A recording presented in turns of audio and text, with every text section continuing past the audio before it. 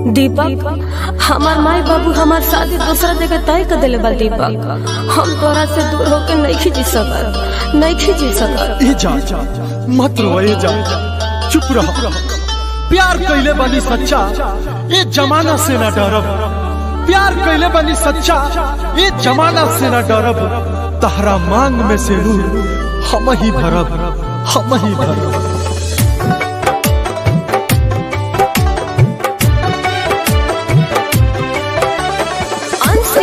Studio Majhagarh Gopalganj.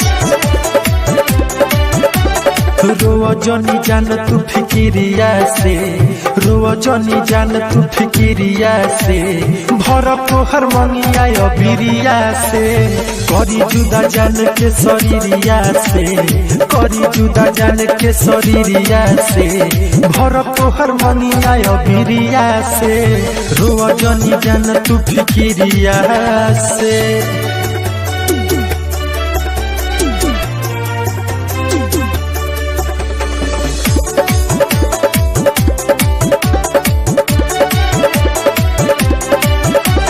ठान ले बानी अबकी के होलिया में, जाए नहीं देव दोसरा के डोलिया में।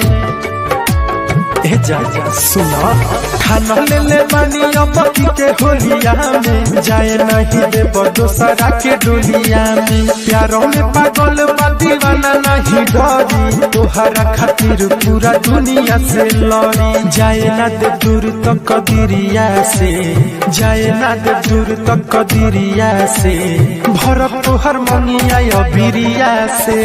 करी जुदा जान के शरीरिया से, करी जुदा जान के शरीरिया से, भरब तोहर मंगिया अबिरिया से। रोआ जनी जान तू फिकिरिया से।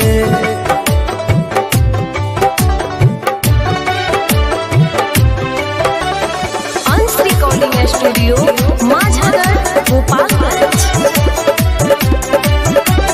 जान जाई बात सुना दुनिया जहान हो, हऊ तू तो दीपक दीवाना के जान हो।